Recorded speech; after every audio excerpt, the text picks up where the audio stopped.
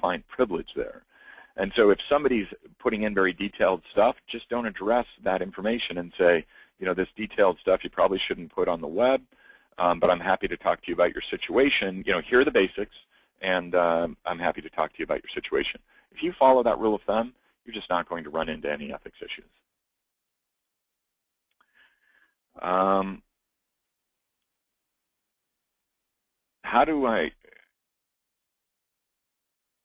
How do you approach Facebook likes and attorney-client privilege?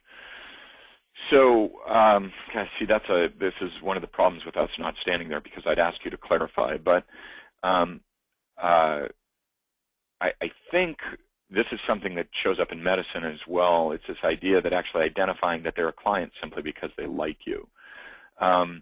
Keep in mind that, you know, the attorney-client privilege is there for the client to waive, right? But just because someone likes you, I also don't think that that in any way implicates that they're a client. So, you know, first of all, I think there's a real vanity metric around likes. I would not focus your Facebook page on getting likes. I would focus it on converting, and again, we can help you with that. But it's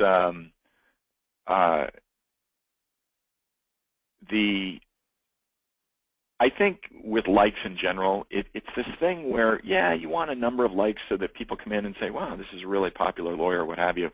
But does it really matter? I mean, we're all getting fairly desensitized to likes. And again, just simply because they like you, I don't think that tells them anything about whether they're a client. Okay, I only have one office. How can prospects find us in the surrounding city, which could be only 5 miles apart? Is this a setting and a profile that I can do? Oh, sure. So, so I don't know if you're asking specifically to Avo, or if you're asking about different marketing channels. Many sites like Avo will give you opportunities to, you know, I'll just speak to Avo specifically, which I think you're focused on, but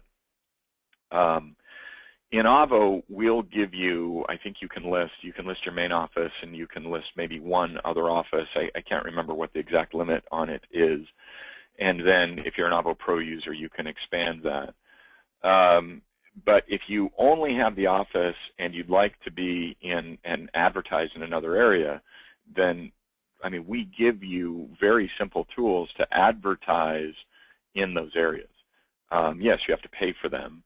But similarly, you know, if you were to build a website and you build it out so that it's very focused